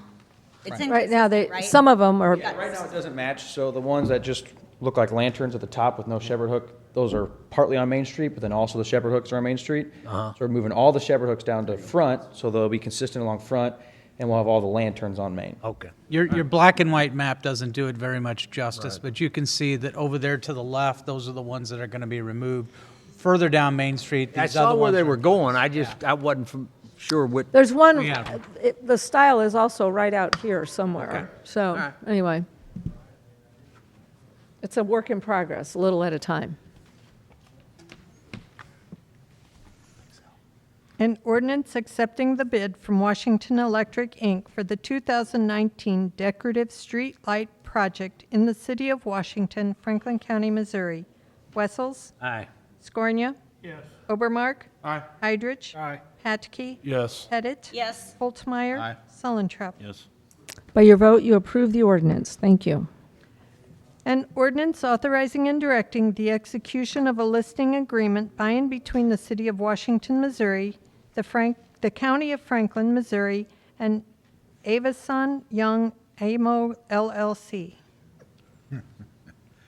Sullentrop. Introduced by Councilman Sullentrop. This is the, to go ahead and list the property in coordination with Franklin County. The county commission was seeking to actively list the jointly owned property consisting of 29.6 acres. This is the property that's up there behind Coles. I think everybody's familiar where the property is. The list price is based upon the most recent appraisal of the property at $950,000. It's a little over 30-some thousand an acre, I think. And the city will be wanting to retain approximately 3 acres of the property for purposes of a new fire station and water tower. John and I met with the county commissioners last Thursday afternoon, I think it was, and expressed to them it wasn't just, I think there might have been, with one of them, they might have been concerned, they thought it was just for the fire station, they thought that could be moved anywhere, but we expressed to them that no, we wanted one of the high spots on the ground for the water tower, and that needed to be there, located there as well. I would still suggest that we move forward to try to go ahead and carve out that lot possibly and work out that arrangement then so that we have that before the property is actually sold. But keep in mind, even if they list this now and something comes forward, they still have to require the city to go ahead and sign off. So if we had to, we could still go ahead. This won't prevent it from being listed They're if we going to move sell, forward. telling people they're going to be minus 3 acres. That's exactly So right. it's not 29.6, it's It'd be- 26.6. Yes. Yeah. Correct. Okay. All right. Correct. But they base that on that, like I said, on the value of what they've recently received the appraisal for. Does Joe Vernation have right of first refusal? No, he does not. That is, it's gone. But that's a valid question. He's not joking. It's not. He doesn't want it. Are you sure? We're sure about that? We're pretty sure about that, yeah. We're sure. Pretty sure? Okay. We're sure. Was that a No. handshake? No, it was within, Greg's right. I don't. it was. No Okay. longer there. It was there. An ordinance authorizing and directing the execution of a listing agreement by and between the City of Washington, Missouri, the County of Franklin, Missouri, and Avison Young Amo LLC. Wessels? Aye. Scornia? Yes. Obermark? Yes. Heidrich? Aye. Hatke? Yes. Pettit? Yes. Holtmeyer? Aye. Sullentrop? By your vote, you approve the ordinance. Thank you. An ordinance establishing the salary for the city administrator of the City of Washington, Missouri. Holtmeyer. Introduced by Councilman Holtmeyer. As you know, this is the only salary that we vote on now. Remember, we used to vote on quite a few, and Darren's is still the one that does get a vote. We used our review program this year, that we had implemented since Darren's been here. This was the second year that that program has been in. Performance evaluation. The performance evaluation has been in operation, or that we've been using it, reviewed by Steve, myself, and Shauna. We were the three that had done the work. So this is we had a maximum of 2.8% for all of the employees at a maximum of 2.8%. Most employees received the ones, I mean, I don't want to say most, a substantial amount of them received 90% of that. And that is what Darren's increase was as well, the 90%. It wasn't the full amount, is what we were, was available to us, so.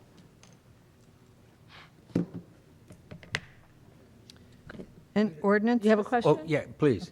How many employees does the city have? City has 127 full-time. I don't About know, 19. part-time, that's always kind of a moving number. It's usually right at 19. I just make the statement. I think having come from not-for-profit organizations in the past, I'm always amazed that I don't think you'd find many businesses, private businesses, with that many employees where their CEO, my guess would be that their compensation would be considerably higher. So I really think it says something about the people that we have and the people, the jobs they're willing to do for what we're able to give them. So just a comment. All right. Well, the part of it was the compensation, and the other one was a merit, correct? Right. There's there a was cost of of living, living and that 2.8 compensation. Yeah, sorry, I'm cutting you off, didn't mean to. Well, no, there was, out of the 2.8, there was, part of it was a cost of living and the other was merit. Correct, So- 1.8 was cost of living, and if you Up to got 1%. 100%, you could get the other 1%. Merit, yeah. Merit. Any other questions or comments? And Keep it up. an ordinance establishing the salary for the city administrator of the city of Washington, Missouri. Wessels? Aye. Scornia? Yes. Obermark? Aye. Idrich? Aye. Patke? Yes. Pettit? Yes. Holtzmeyer? Aye. Sullentrop? Yes. By your vote, you approve the ordinance. Thank you. An ordinance approving a boundary adjustment for R.L. Meyer subdivision, Plat 6, in the city of Washington, Franklin County, Missouri. Patke. Last one. There you go. Introduced by Councilman Patke. So this is a boundary adjustment. It is a little odd. I won't bore you with all the details going back and forth of how we got here, but essentially what happened is the property owner to this home right here, they received a building permit to put a shed, a garage, I guess you can call it a shed, with a carport on their property. That's probably over a month ago now. They started construction. Two things happened. One, their survey, or either the survey was wrong or their stakes were wrong on the ground, and their lot was a little bit narrower than they thought, and they added a carport to the side that was enclosed in. So when we have an eave over the side, that does not consider part of your setback. As soon as you enclose it with a wall, it's part of the structure. And they enclosed it with a wall without originally having that in the building plans. So Tom went out there and put a stop work order on them because they were over the setback line than what was What part of permitted. town is this? Oh, I'm sorry. This is Fair Street. So this is, didn't even say. This is the, Well, don't say it on the map here. I apologize. It barely says Yeah, it, but that's it does, Fair but it's Street on there. barely, it's on Yeah. the far left side, Joe. This is the southern port of Fair Street. The cul-de-sac of Fair Street's right at the out of frame here. So this is right at the termination of Fair Street. Getting ahead of myself. So they had a couple options. They could have torn down the building that was already had a foundation poured and moved it, gotten a variance, or work with their neighbors to purchase a small strip to fit and have the setback. And they decided that they'd already talked to the neighbors because they were going to share a driveway anyway. As you can see here, the driveway is actually on both properties. There's an easement. That doesn't mean anything to us because we allow concrete up over the property line anyway. But they said they would work it out. So that's what you see here. This red line is moving that property up here. And the reason we didn't let them just shift it clean break here is because you wouldn't have had a 6-foot setback required for this house. So that's why it makes that jog. It is a little bit odd, but that's what both neighbors agreed to, so there was no reason to tell them they couldn't do this. And so we're recommending approval just to get the plat recorded, and then we can remove the stop work order. So an additional driveway, they put their own curb in, and that's another, I mean, it's not an alley, it's just a driveway to the back of the houses. Yep. And then we have no issue with that. No, because you could asphalt, if there's no stormwater issues, you could asphalt your whole yard. Not your front, but. Don't put that in the newspaper. No, I'm just saying, you can go may up be to your, incorrect. you can go up to your side and rear property lines with Yeah, you can go your up to your driveway. side and rear There's no property. setbacks. What I'm And saying there's is, there's also no a setbacks. cross, there's also a cross easement, access easement on here as well. Yeah. It's not recommended. Any other questions or comments? An ordinance approving a boundary adjustment for R.L. Meyer subdivision Plat 6 in the city of Washington, Franklin County, Missouri. Wessels? Aye. Scornia? Yes. Obermark? Yes. Heidrich? Aye. Hatke? Yes. Edit? Yes. Holtzmeyer? Aye. Sullentrop? Yes. By your vote, you approve the ordinance. Thank you. Commission, committee, and board reports, preliminary plat approval, Heathsend subdivision. All right, this is the subdivision from the rezoning on Front Street earlier, second one, there you go. But I mentioned earlier, they will be, now that it's rezoned to single-family, back to single-family residential, the plan is to tear down the condemned house on the corner of High and Front and replace that with a single-family home, and then with this plat, they want to subdivide that larger lot into lots 1, 2, and 3, and build 3 new homes on there. This is actually how it was originally platted when it was first created. It was consolidated at one point, so they're going back to what it was originally. So is part of that fence on, It is, so yeah, they'll have to work that out before they get a building permit. But yeah, it covers over that lot 3. And I think they said that these houses were going to front on Main Street. Yes, these will front Main Street just because of the slope going down. They said that was easiest for them. There are houses on this stretch that front Main, some that front Street. So there's no requirement we can make them to flip either way. So that's what they're proposing. Probably actually makes more sense. Yeah, so the one that they're You'll have one rebuilding brick- will face front. Front? you'll have one brick one on facing Front Street and the rest of them be facing Main Street. Correct. So as you go, there's, Well, the one on the corner will face front. yeah, this is going to face front, these are going to face Main. Well, the So as old you go house, further west, they when he face tears that Main. down, Replaces it. Right. It's not consistent, so Same there's, place. Yeah. Okay. And where would your driveways come off? well, Probably. the 3 that's proposed here will come off Main. Well, I guess they could propose rear garages. Their yards will back up to front. They could I- propose rear garages like other people have, but The house on Fifth and, or Front and High Street faces Main Bless too. you. Excuse me. We don't have a. Flip back one All there, you of them can do. see it there. You can see the, Yeah. there you go. Some got, come off the back. so. Double fronted lots, do we approve that? What's that? They're double fronted lots, do we okay? that? Yeah, I mean, it's unorthodox, but there's no reason we can't have it. It just has 2 front yard setbacks. So they're lucky that it's so deep, they won't need a building variance. They can still fit their 25-foot setbacks on each, so You're gonna tear down the house on the corner and rebuild? they are. So what's the, Then it's going to face Main Street as well? No, so that one will continue to face front. He said, because that one, he has 3 fronts, he has to match the existing footprint. That's pretty much, you don't have any option there. That's grandfathered in. So if you're going to rebuild there, it's got to match the existing footprint. Because it's got a front tree on High, front and Main. Can't get a variance? He could, but I mean, if he goes the exact same setback it is today, he wouldn't need it. Saves him some time. that's a little odd. Yep. We let people, It's an odd block. Oh, these two here. Well, and I was gonna ask, so what is, are there, that commercial property across, I guess is that, whose oil company is that? Fisher, yeah. Fisher's? Like that's forever gonna be there? Do we, I mean, I mean, there's, They have a answer that, lease but- with Union Pacific okay, to go ahead and be there, okay. my understanding. And that's just, We wanted to put them on the team track at one time, but They don't want, that's what, I guess that's kind of what I'm asking. there has been some discussion, yes. I mean, the idea was, and we still own, the very end lot down there by Teeman and Front and Main, Okay, on the opposite side of the block, on the west side of the Yep. block, we still own that. There's a parcel that the city owns there. But yes, I don't for any time in the foreseeable future see that changing. that changing. Okay, that's all I was wondering. which may also be a tactic as facing things on Main. So, It's actually kind of why I asked why, if they had to leave that other one facing front.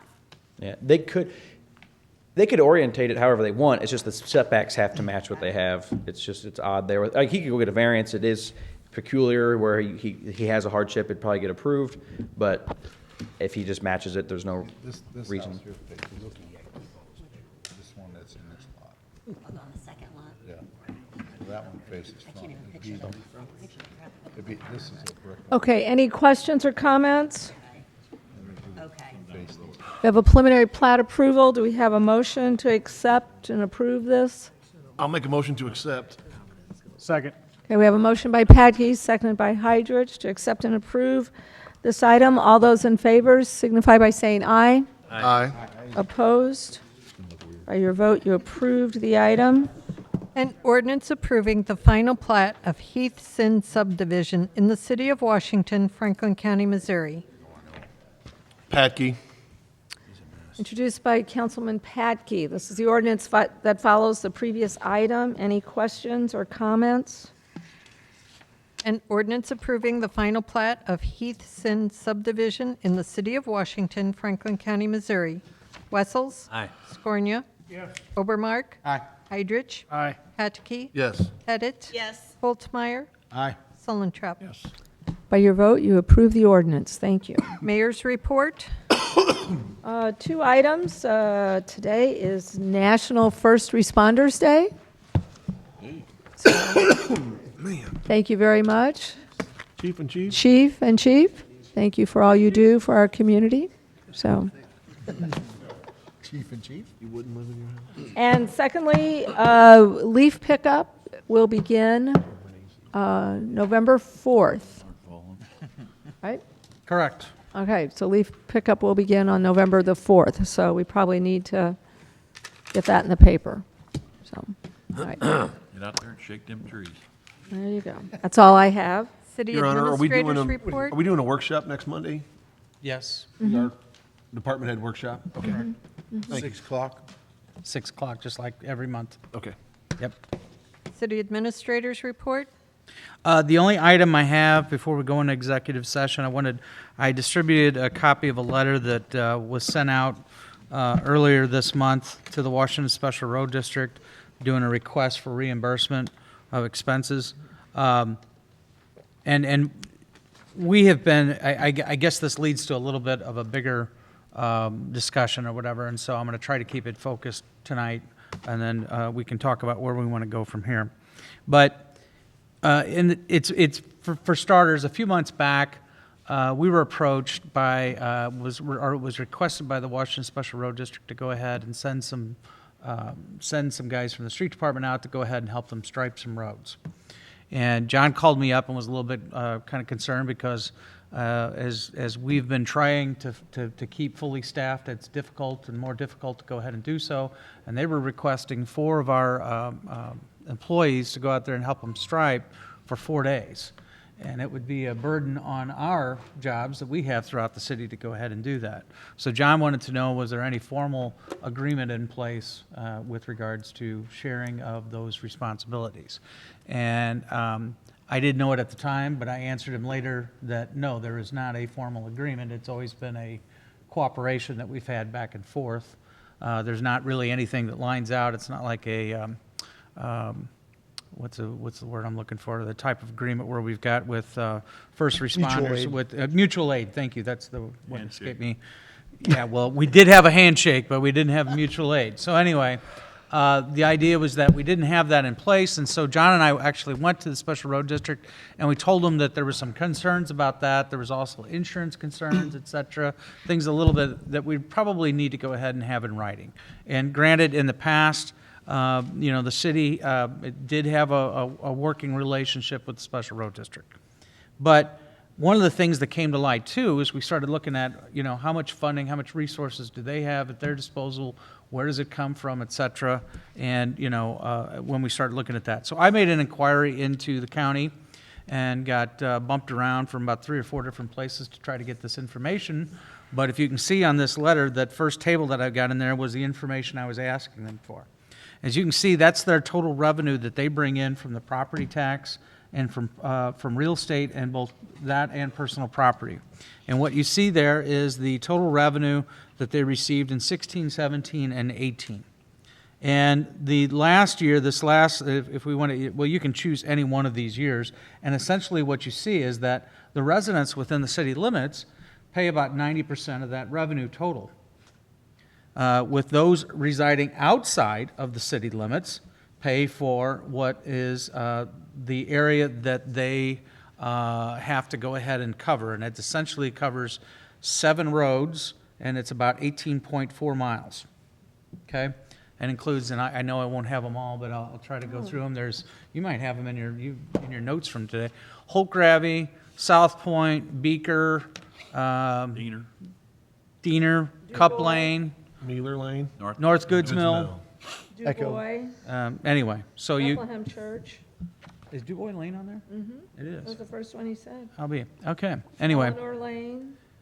So anyway, you're right. So the question was, there's a lot of funds that property owners within the city limits pay for, and I asked Mark, I said, can we get reimbursement for that?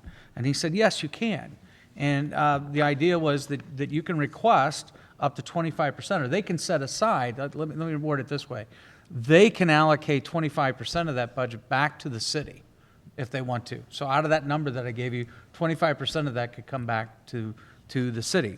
And so I was like doing the math, and I thought, well, it's pretty worthwhile that we could go ahead and request some of that money back and up to that 25%. I did not expect anybody to come rushing to write me a check, but at least bring it up for discussion purposes for us to go ahead and start entering into a dialogue. And one of the things so 25% of that, if you flip on the second page, gives you a total of $547,000 over that 3-year period. Substantial amount of money.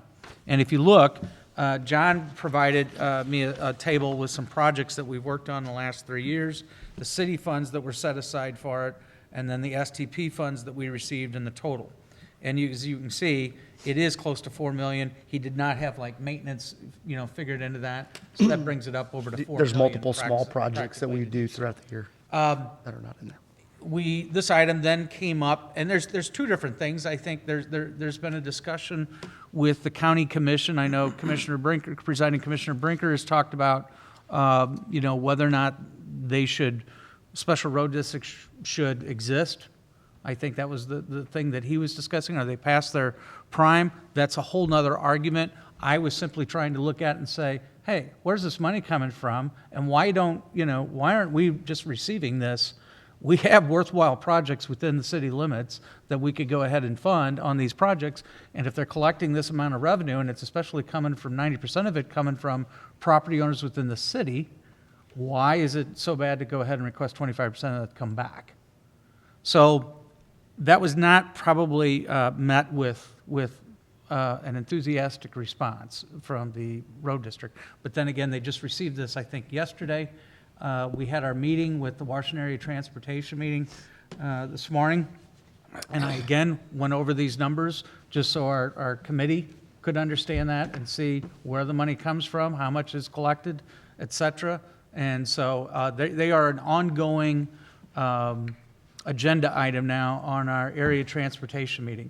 But I think they called up and got several of the people that reside out in on those roads that we mentioned earlier, and there was quite a few of them that showed up at the meeting today to go ahead. And at no point, I want to reiterate this again, are we saying that the Special Road District is not doing what they need to do with those funds for those roads. That's not the point. The point is that maybe some of that money should be coming back to the city for our projects as well, and not be having 90% of their budget be made up of city residents paying for 18.4 miles outside of the city limits.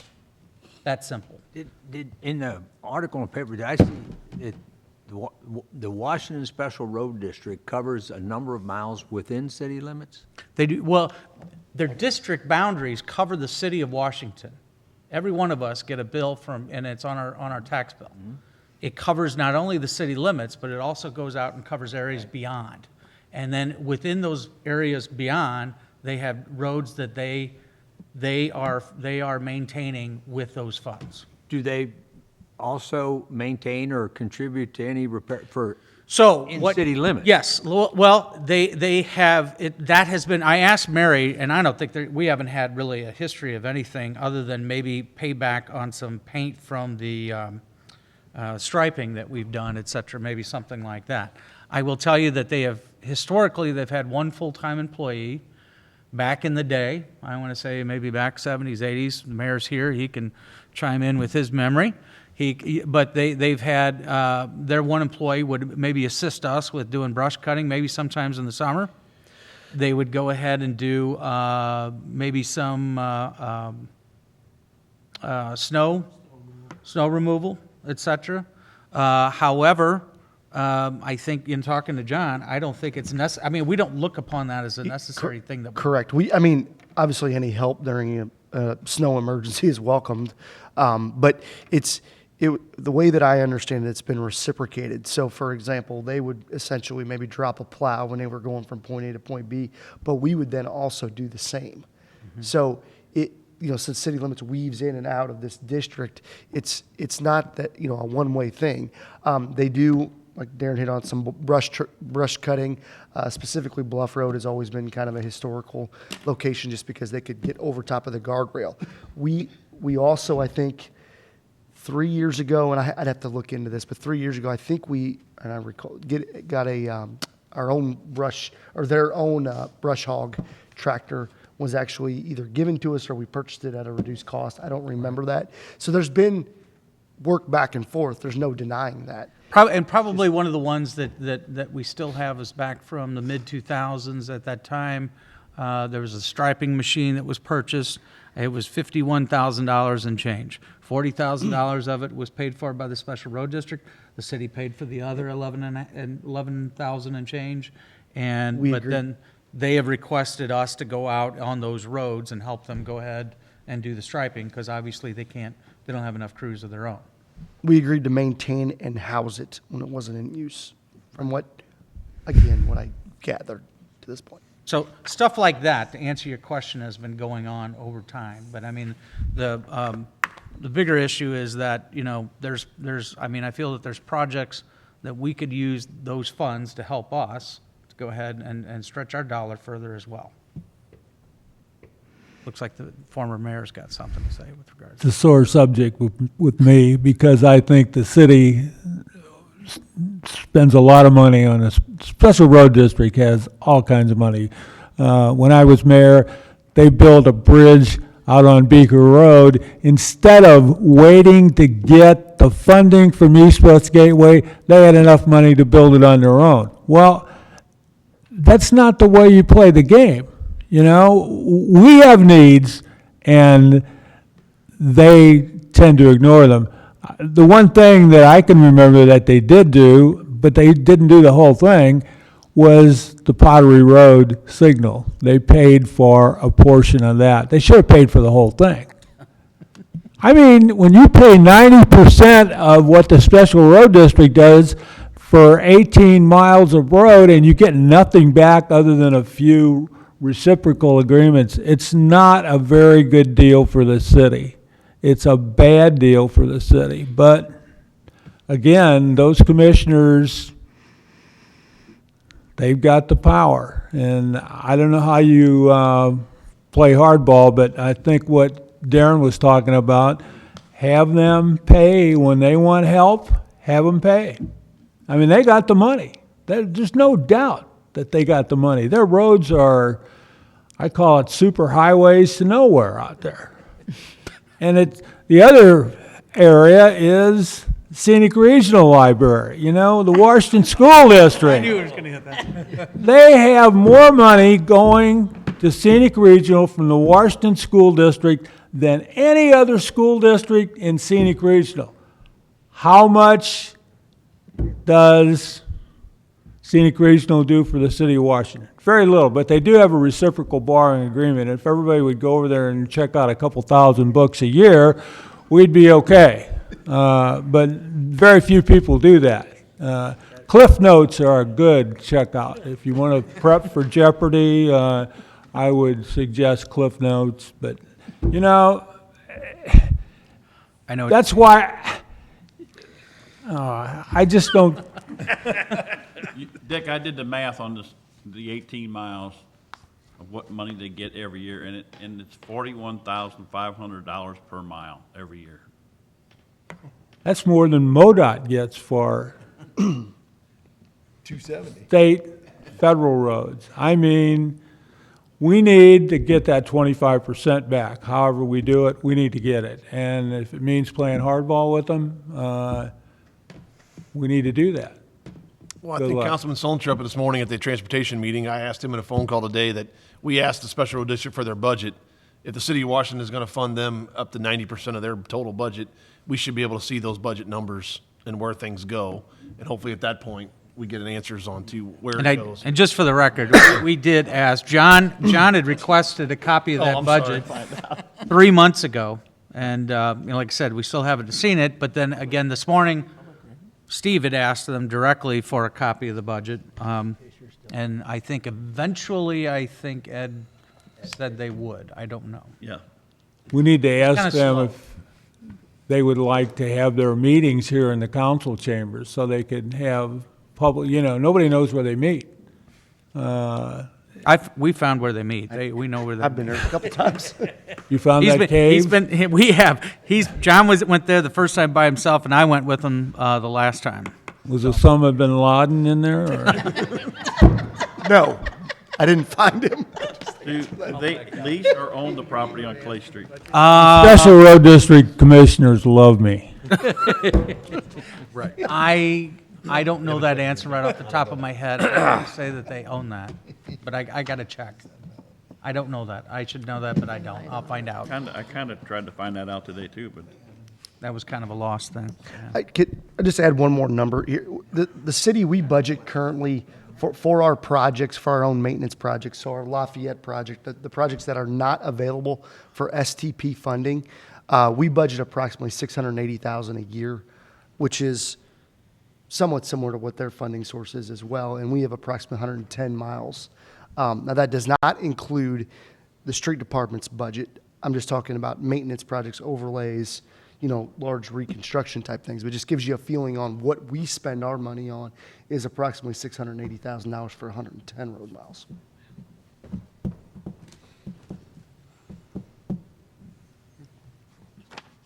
So I will let you know if we get the check in the mail. But in the meantime, I thought maybe that it might be a good idea, maybe as an opening for us to maybe, if they're willing, sit down and discuss some type of mutual agreement.